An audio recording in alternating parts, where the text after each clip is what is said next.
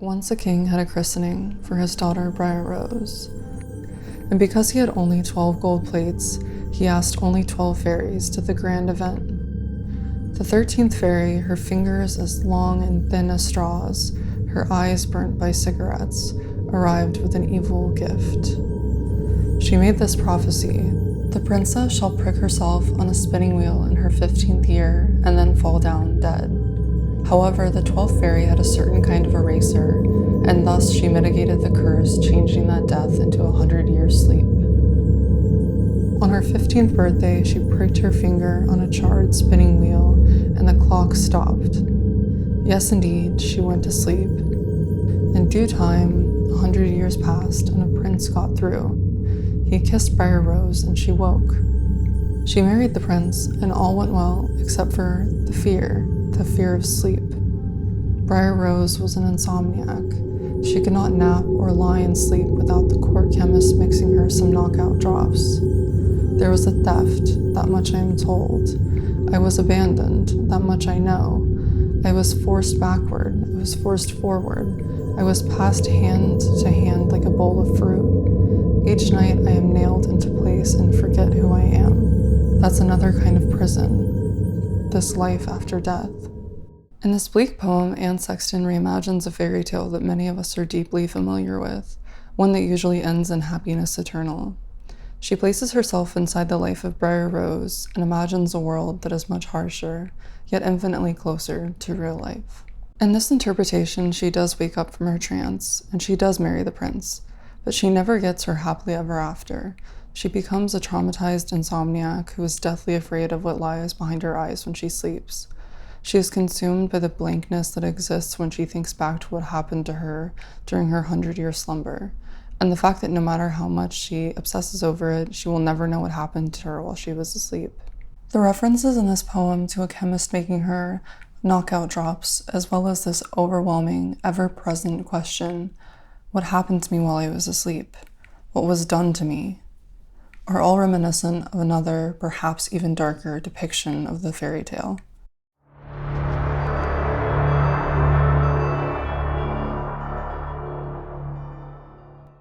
While I was still in high school, I was scrolling through Tumblr, which at the time was where I got most of my film recommendations, and I saw a still from this movie. Everything about it seemed like something that I would love, and I was already so obsessed with Emily Browning after watching and rewatching Sucker Punch. Also, growing up, Aurora from Disney's Sleeping Beauty was my favorite princess, and I loved fairy tales, and as I grew up, I didn't lose the love of these stories. I just became entranced with the darker versions.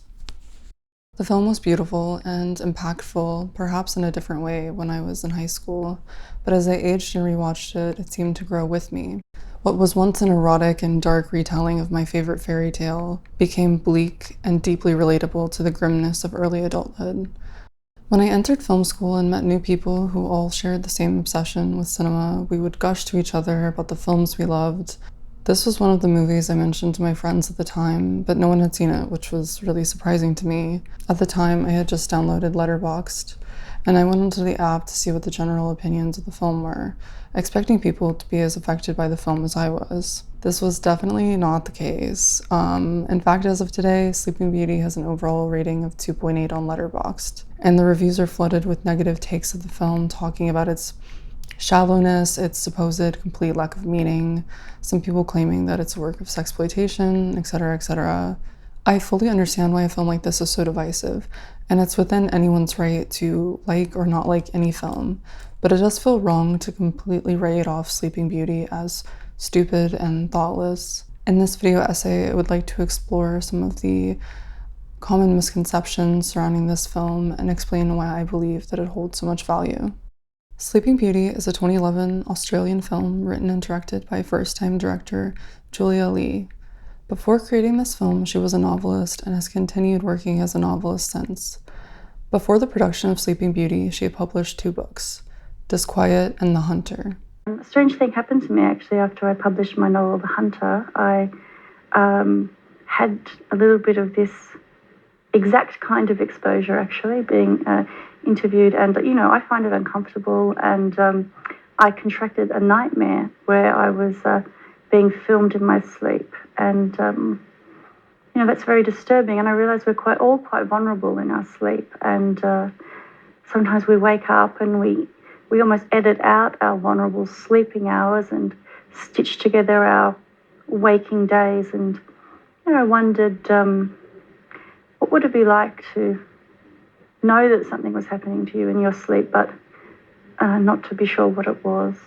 While this dream was the birth of the idea behind Sleeping Beauty, Julia has stated that she was also inspired by 2 novels, The House of Sleeping Beauties and Memory of My Melancholy Horrors. She also says that she was inspired by the fairy tales of Charles Perrault, the Brothers Grimm, as well as the biblical story of King Solomon, who brought young virgins from across his kingdom to sleep beside him. In 2011, Sleeping Beauty premiered at Cannes Film Festival. At the time of its release, the film received mixed reviews from audiences and critics. It was seen as intellectually stimulating, provocative, and daring for some, while others thought it was too ambiguous and unsettling due to its content and explicit scenes. It seems, at least to me, that with time these diverse opinions of the film have changed drastically, where now the general consensus seems to be that the film is either entirely exploitative or extremely shallow. A few people here and there seem to still have a positive view of the film, but those perspectives are harder to find and usually have a headline along the lines of "In defense of Sleeping Beauty," which makes it seem as though the film is universally viewed so low that those who still do see value in it need to defend their opinion. I guess I'm doing the same here in this video essay.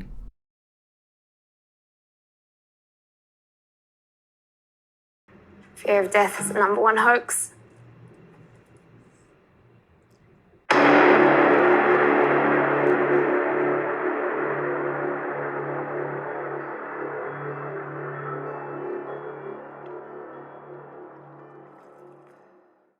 I don't see Lucy as being simply passive, but quite radical in her willingness to go as far as she does. Her perverse provocation to the world is, "My cheek is turned, try me." It's a challenge. Lucy is young, in her early 20s, and I do remember it not being a particularly easy time of life. I have a deep respect for people in their 20s. They've left their families, they've left the formal education system, and they are now trying to find their own way in the world. We tend to diminish that time of life, excusing their actions, but as a matter of fact, it can be very trying. The world is not an easy place to be at that age. When you're young, and perhaps if you're tough, you might put yourself in situations that are not necessarily in your best interests. Lucy has this deliberate recklessness, and she's not necessarily committed to staying alive. The film explores that way of being in the world. Since leaving my teenage years, I've been craving films that accurately depict what it really felt like to be a teenager. A time before our brains had fully developed, a time when our emotions were so heightened that it felt like no one could possibly understand us. We were governed by adrenaline and rage and passion, which usually led to making objectively horrible decisions. But at the time, that didn't matter. It only mattered that it was thrilling. Our lives were seeping in this deliberate recklessness that Julia talks about. It felt like immortality.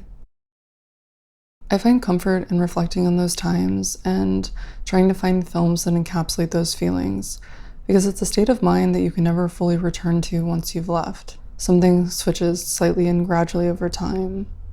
You become more aware of the consequences of your choices, but you might still act similarly to how you did as a teenager, to attempt in some way to cling onto your youth for as long as possible. This feels like the truly liminal space between being a child and being an adult. You are both, and you are neither. As Julia states, it's a time period when we've left our families and we've left school, and we're trying to find out how we fit into the world. To me, this film is an accurate depiction of the cumulative uneasiness of this era in a person's life, and it captures how lonely and isolating it can really be.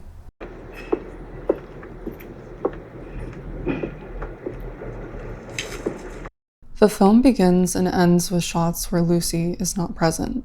We enter the film and are placed in a stark white lab as we watch an unknown man set up an experiment. And after a long wait for both us and the man in the scene, Lucy enters the frame. She signs a few papers and then submits herself to be used as part of an experiment. Opening the film with the scene, especially with us existing in the room as spectators long before Lucy even arrives, always signified to me from the very start that Lucy has willingly chosen, for some reason unknown to us, to make herself the guinea pig in her own life experiment. The film could have easily ended on the final scene of her in the room as she screams out after realizing she had been sleeping beside a man who was dead. This is a haunting scene and could have been a striking end to the film, but instead, we end on a shot of surveillance footage from the camera Lucy had placed in the room with her. Nothing happens. They just sleep. This shot seems to be a direct reference to the nightmare that inspired the idea for the film, and makes the point again that Lucy has always been a spectator to her own body and her own life. The film plays mind tricks on you. At the beginning of the film, you see Lucy subjecting herself to strange experiments and working at various odd jobs. She has conversations with her roommates where they urge her to finally pay this month's rent. This sets us up with the idea that Lucy is a struggling university student who can barely afford to keep herself afloat. So it's surprising when she comes home after her first night working as a lingerie waitress with a large sum of cash and proceeds to burn some of the money. This dissolves the idea of Lucy that we have built for her so far, and it's puzzling. She wasn't angry, and she didn't seem shameful of the way she acquired the money. If anything, she seemed entirely neutral and indifferent to what is happening to her. So then we have to ask ourselves, if not for money, then why is she subjecting herself and her body to be used in these ways that are so invasive? I believe the answer to this question exists in the reoccurring phrase Lucy uses throughout the film. Can I interest you in a line? Yeah, why not? She lives her life as if detached from her body, saying yes to degrading acts or dangerous decisions just to see what might happen. There is such an intense emptiness to this way of living. It doesn't feel that she is hoping one of these why nots will help her find her life path. She seems to not care what it is that happens to her. She just wants to push herself past her limit to maybe feel something, and she succeeds. I feel like people might mistakenly interpret the intentional bleakness and emptiness that seeps through the entirety of the film and through Lucy's character as the film itself being empty. The emptiness of her acts are there to explore an idea or to make a point, and doesn't equate to an emptiness in the meaning of the film itself. I feel like this element leads to a lot of misunderstanding surrounding the film. The tone of the film is so bleak, in a way that is extremely honest in capturing this voiding, depressive feeling that is often difficult to depict in film. The only other films that seem to affect me and leave me with this exact kind of aching emptiness and dread that last long after the film is finished are the films of Michael Haneke. So I wasn't at all surprised when I discovered that the main character in The Piano Teacher was one of the inspirations for Lucy's character. Michael Haneke is known for creating films that use unsettling situations and imagery to comment on issues such as gender, class, and violence, to name a few. Haneke often uses long takes since he prefers to let his scenes unfold before the audience slowly, allowing them in a way to participate and become a part of the on-screen horrors. He also often leans towards using static shots, ambiguous endings, and silence, all of which are significant elements of Sleeping Beauty. None of this is to say that Julia is simply a female Haneke, since she is so often already compared to or told that she is purposefully emulating specific male directors. I'm only pointing out the similarities between these two filmmakers to question why one is so highly regarded and the other is dismissed entirely.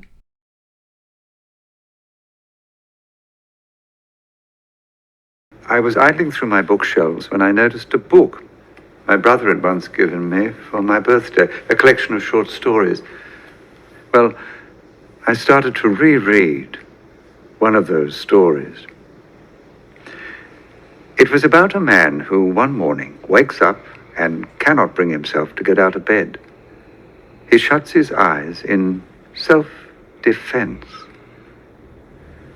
He re-examines his life, is seized with a restlessness. He packs his bags, cuts all ties. He can no longer live among the people he knows. They paralyze him. This scene is so moving and is a stunning illustration of a person nearing the end of their life, reflecting upon their regrets.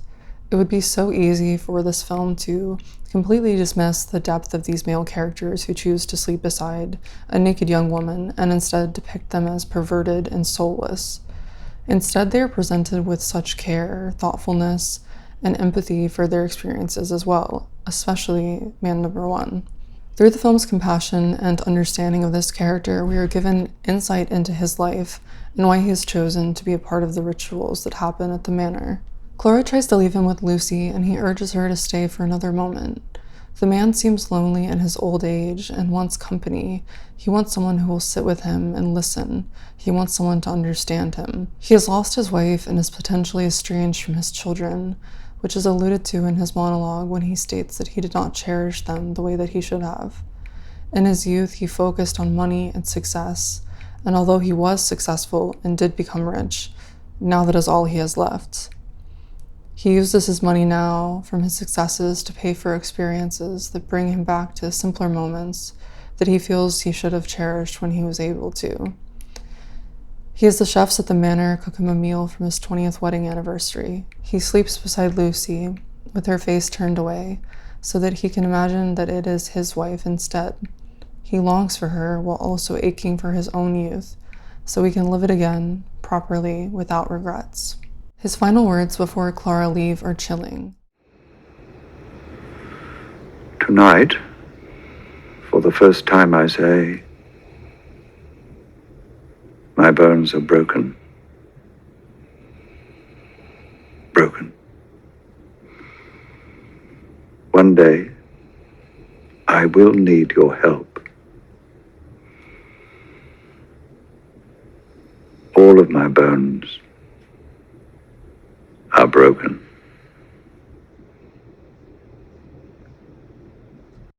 In this statement, he subtly, at least to us, and perhaps explicitly to Clara, reveals that he is fully ready to exit his own life sometime soon and would like for it to be at the manor so that he isn't alone, or so that he can imagine that he passed peacefully in his sleep beside his wife. He is creating a romanticized ending of his own story, where he falls into a long slumber, much like the fairy tale version of Sleeping Beauty. It is a beautiful and peaceful end for him, but a grim experience for the woman who both knowingly and unknowingly participate. This monologue is vital to the film because it explores potentially the film's central theme. It is about a transition from the reckless danger and impulsivity of youth to an understanding of the consequences of the choices you make when you are young, and also coming to the realization that we're in fact not immortal and we do care whether we live or die. I think that it's brilliant to use man number one to clue the audience into what the story is really about. It's quite unexpected that he would launch into this kind of story, since he has been a mysterious figure so far in the film, and I presume that most of us were expecting all of these men to be depraved. So for him to be the one actually exposing himself to us, bearing his naked soul, is unexpected. This film acts as a fable about the transition into adulthood, and he reads this while directly staring at us. It's the only time in the film that we see this specific style of cinematography, two opposing close-ups with the characters staring straight into the camera, changing so drastically from the consistent long takes and minimal coverage that we have seen so far in the film is jarring, and their eyes, as they look into ours and each other's, are haunting. We never get a moment like this with Lucy. Everything we know about her is exposed in subtle actions and the choices she makes. It isn't in her nature to have any kind of expositional dialogue or monologue. The fable he's presenting to us is also a bedtime fairy tale story for Lucy, and one that foreshadows her future, one that he has lived, but a fate that she couldn't possibly be aware of yet.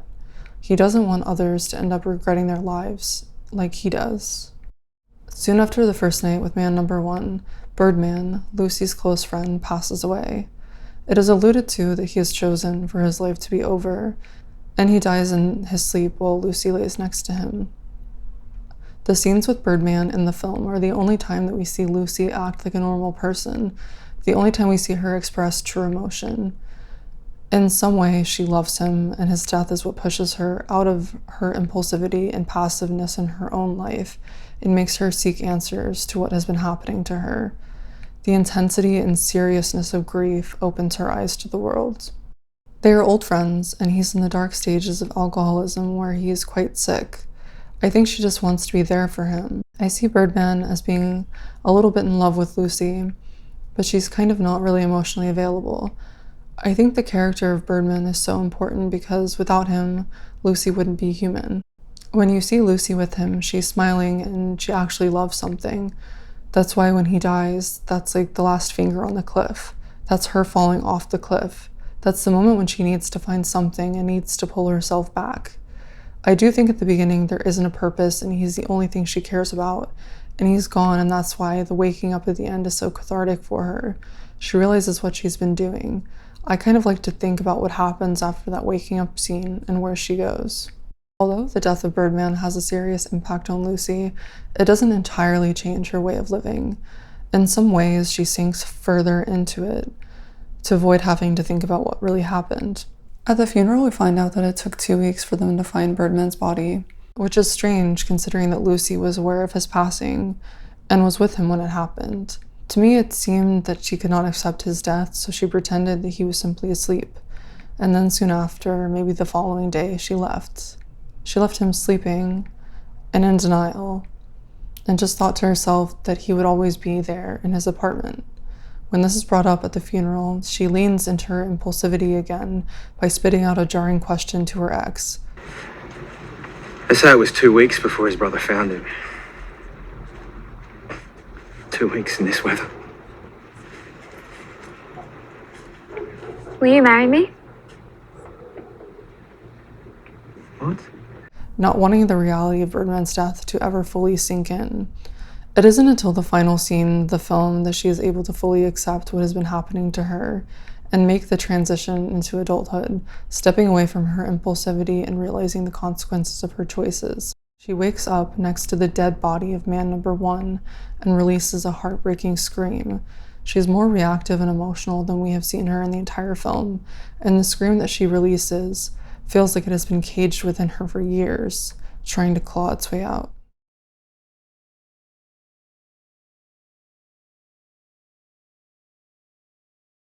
When reading comments and reviews claiming that Sleeping Beauty is thoughtless or stupid, I genuinely wonder how the statement can be made so confidently and assuredly, simply due to how impressive this film is as a debut feature film, let alone a debut from someone who, before this, was completely foreign to the world of film. On a technical level alone, it feels objectively wrong to consider it to be entirely thoughtless. She managed to create a film that was meticulously crafted, clear in its execution, and to me, perfectly accomplished what it set out to make. This can be so rare, and it is especially rare for your debut film to be premiered at Cannes. Also, I can imagine that it might have been difficult to transition from working primarily as a writer to creating art that is as deeply collaborative as filmmaking. But even in this, she seems to have done a masterful job leading a team of other creatives. She speaks about this transition from writing to directing and collaboration in multiple interviews. Yeah, before making Sleeping Beauty, I'd published 2 novels, The Hunter and Disquiet, and people ask me, is there a difference being a novelist and a filmmaker, or was it hard to move from being a novelist to being a filmmaker? And, you know, really, they're all coming from the same place, which is it's my sensibility. And my sensibility is something I've sort of acquired over my many years on this earth. And, you know, the novelist and the filmmaker, they both work with the flow of time. They're both, you know, long narratives. So how you work with time is a factor in both sort of mediums. They both build complex worlds, complex characters. Hopefully, they both set out to explore something that's worth exploring. It's probably the most important thing. But yes, at the same time, they're very different. The process is very different. I really enjoyed the collaborative process on Sleeping Beauty, and I was really lucky to work with some incredible crew, heads of department like Jeffrey Simpson, the DP. We worked quite closely to get our mise en scène right, because the shooting style that I opted for, that was actually in the script from the moment of conception, was this the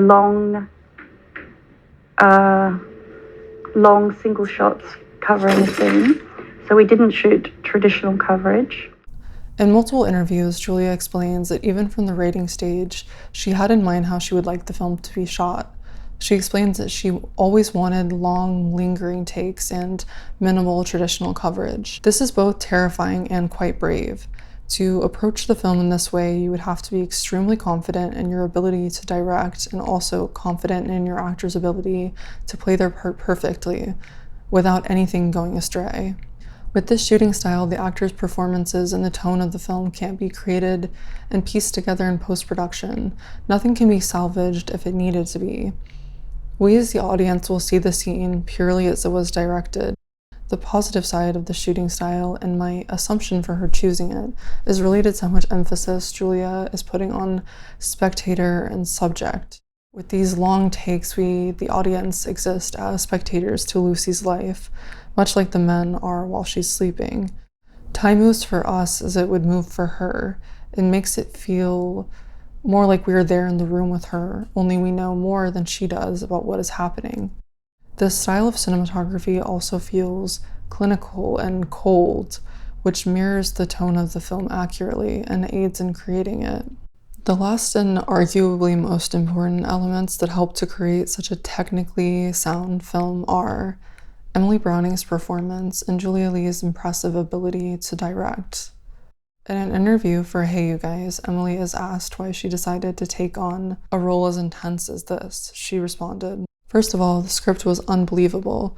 Julia's writing is really mesmerizing. I've never really read a role like this before. Lucy is aware she's going to get objectified to some degree, and instead of raging against it, she decides to adopt what Julia calls this radical passivity, where she's almost in control of the situation by allowing the situation to control her. She relinquishes control so that she can kind of sit back and become an observer, which I think is kind of an interesting, fucked up way of doing things. I love the fact that she does that to the point that she literally cannot do it anymore and she has to claw her way back to reality. I just found that fascinating, and I really loved how mysterious Lucy was." I often see reviews of the film talking about how exploitative people view it to be, which feels a bit unfair to this film and the actors when Emily Browning had this to say in regards to the explicit scenes in the film. "I don't have a problem with nudity. It's never been an issue for me. In the scenes where Lucy is naked, some people have said they're erotic. There's nothing erotic about them to me. They're disturbing. The point of the film is that they're disturbing. In our society, when you get to a certain age, you are told you are not allowed to be a sexual being anymore, and that's ridiculous. I think there's something quite touching about these men, in the case of man number 1 and man number 3, who decide to be in the presence of this sleeping girl because they don't want to be looked upon. There's this shame there, and they just want to hold on to something young, and I find that heartbreaking and sweet. We'd had so much rehearsal time with Chris Haywood, and he's just such a sweet guy. We spoke at length about my boundaries and what he could do and what he couldn't do. Julie wrote the bones of it, but he and I decided pretty much what he was going to do. When we were filming a scene, I actually think it was harder for him than it was for me. He was so apologetic. He kept saying, "I'm so sorry, are you okay? I'm so sorry." That made it really comfortable, knowing that he was there with me and on my side. And at any point when I wanted it to stop, it could stop. It made doing it okay. I definitely have the same issues as other women when I don't like this or don't like that, but I like my body more when it's naked than when it's dressed. I know that's kind of a weird thing to say. I think when people are naked, every single person is flawed in some way. I just hate the way that actresses are told how they're supposed to look. I had just finished Sucker Punch, so I've been under quite a lot of stress, and I've been working out, so I was actually quite skinny at the start of this film. Now that's one thing I watch and go, you can see my ribs. I feel more comfortable when I have a bit more meat on me because I'm naturally very skinny. This film was almost pushing me to say I can accept my body and everyone else can accept it too. because everyone's different and my body's normal. I just don't think people should be scared of being naked. I also think society needs to stop deciding how people should look. How dare you decide what I'm to look like? I am fully aware that a film like this could easily go astray and become something deeply exploitative, but it does feel unfair to make statements this severe without looking further into it. People being offended or uncomfortable, not for themselves as viewers, but on behalf of the actors, is strange and can take a lot of agency away from the people who are making these choices, which in this case would be Emily Browning and the other actors. Many comments that I see in regards to this, specifically for Emily Browning, are comments that infantilize her or make these vast and generalized character assessments of her, claiming that she is too innocent for something like this and has no idea what she has gotten herself into.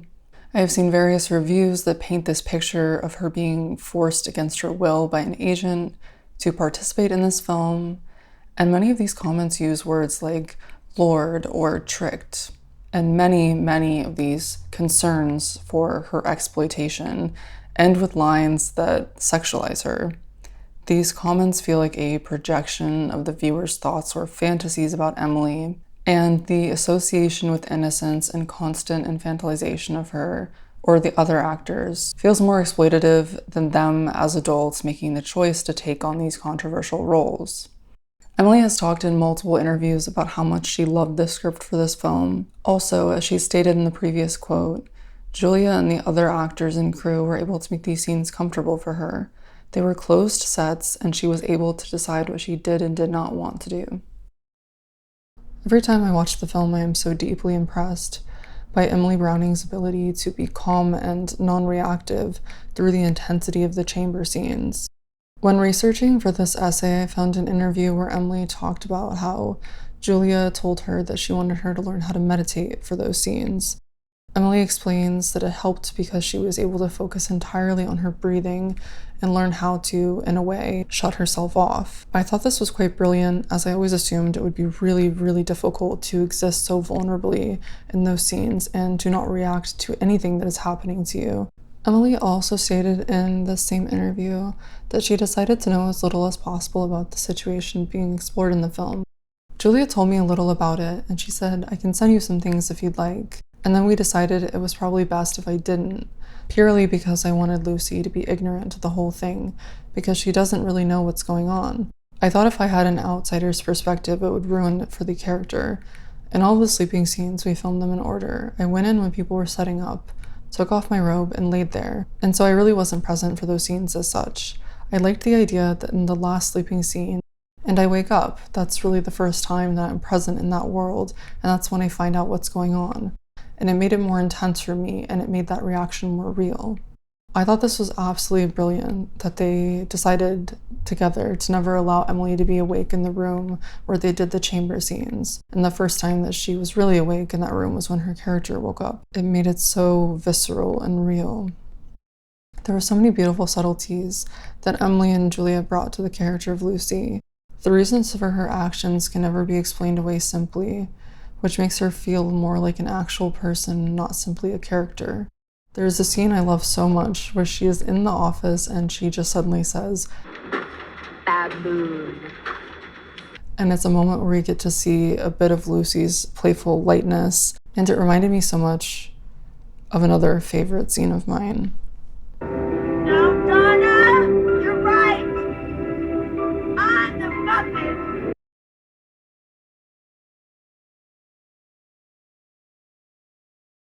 Since creating Sleeping Beauty, Julia Leigh went on to write another book titled Avalanche about her own experiences with in vitro fertilization. Other than that, it's been difficult to find any other information about what the future holds for Julia Leigh. It's now been 13 years since Sleeping Beauty was released, and I've been so interested to see whether Julia would ever decide to return to filmmaking. I hope that the negative reception of Sleeping Beauty didn't affect her view on the film world and make her wary of returning. But I have to imagine it might have had some effect, since the original subconscious pull towards making this film was a nightmare surrounding surveillance, one that came into existence because of interviews during the release of her novel.